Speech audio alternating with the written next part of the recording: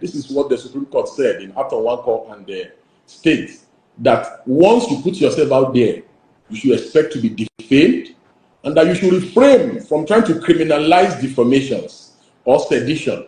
That public officials must develop a tough skin for criticism. You know, people must critique your work. People must critique the things you do. People must make satire out of you. That is why Tinubu, Buhari, Goodluck, Jonathan, you know, all our leaders are subjected to all kind of public spectacle and ridicule, you know, because they're out there, musicians, especially once you're in the public light. Once you're a famous person, you're a public person, you're a politician, you're a public figure, you must at all times expect criticism.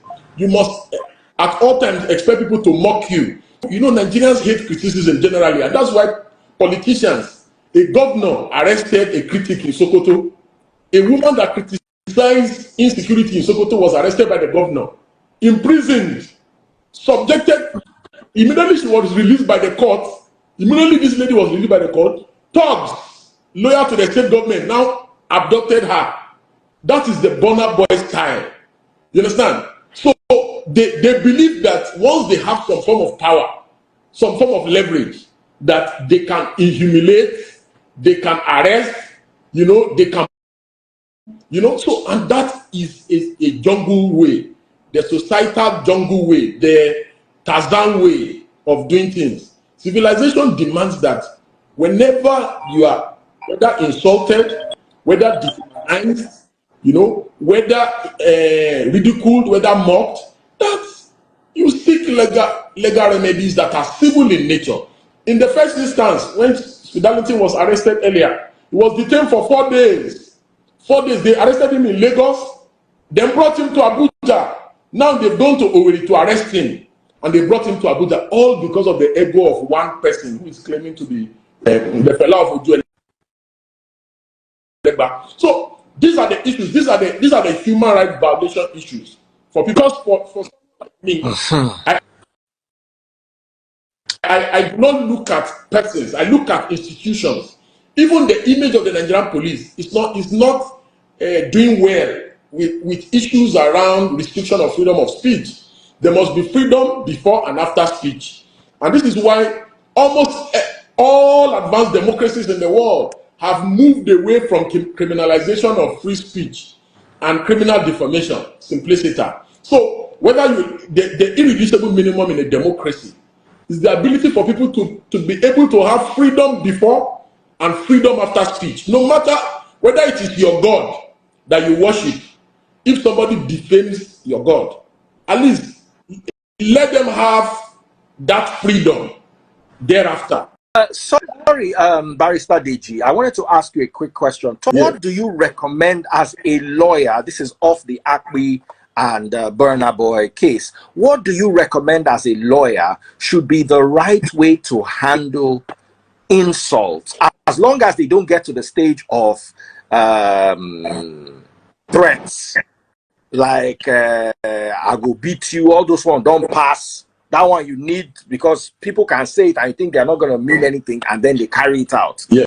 So once it is just, you know, go better for your mama, God go punish you, you'll be weary. With things like that, how do we, at what point do we draw? Because we also need to factor in defamation. Yes. And let me explain something to you. I understand where Burna Boy is coming from. And I'll explain this. Burna Boy right now, because of the whole Diddy scenario, Burna Boy doesn't want to be publicly associated with that brand while the brand is going through what it's going through. So any you be Diddy guy can put him in a bad light. So he feels defamed, or he feels and he can lose revenue. Some people might say, oh, Burna, we don't want to touch you because of this thing that you are going through. You understand? So how do you advise an artist or someone on the internet? Because the internet has brought all sorts of characters out. Where do we draw the line? Where is it okay to sue? Is it okay to arrest? And if it is okay to arrest, in what situations? Just from your legal perspective as a lawyer. Yes, this is why remedies have been made for in defamation, which is purely civil remedies. you can sue for loss of revenue, you know, you can sue to restore you back to that status you were before you were defamed. You know, so because see, it's more dignifying, it's more humane to sue. It simply means that yes, you are convinced that oh, this person has truly, because right now it looks like oh, he just wants to teach him a lesson. He wants to show him that he's a big boy. You know, he can use police to harass him. If he was defamed in America, can he use police to arrest him? If he was defamed in the UK or in any civilized society, can he use police to arrest him? So the remedies are there for a party or an injured party who feels defamed, and it is the right and proper thing to do. Once you feel defamed and you have ticked the boxes that are provided for under defamation, you know, then you can approach what are the boxes. Yes, that is number one. Number one is that the person was unequivocally referring to you, and that the person said those words with intention to defame. There must be malice. You must establish the element of malice, that he did it deliberately and he did it purposely as well. And you must also show that, in fact, you must, because the exact words that were used must be pleaded. Those are the relevant words that was used to defame you must be pleaded. People must have seen it and believed same to be true. You must tick that box. It's not also for you to be shouting and crying, oh, he has defamed me. People must have read it, believed it, or watched it, and say, oh, so that's the kind of person he is. Also, that you were directly affected by those words, which is what leads to issue of, oh, after people have viewed it, people have seen it, and people now have,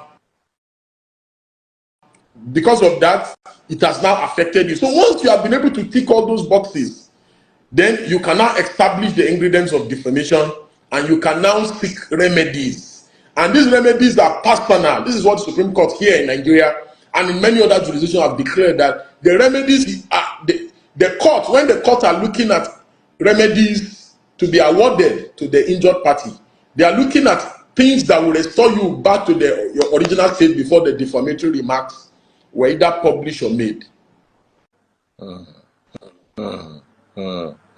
Now, a lot of people are asking. I must go in 2 minutes. 2 minutes. They have been calling. Final question. A lot of people are saying that Speed Darlington jumped bail. I don't believe that to be the case, but I see a lot of people typing that in the comment section. Is there anything you want to say about that?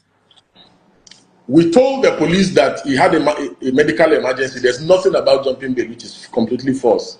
We told the police he had a medical emergency. He had to go to the US, you know, about that. I personally have been in personal communication with the police.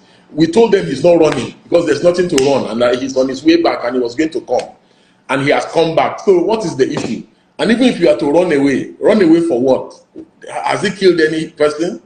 You know, has he stolen anybody's goods?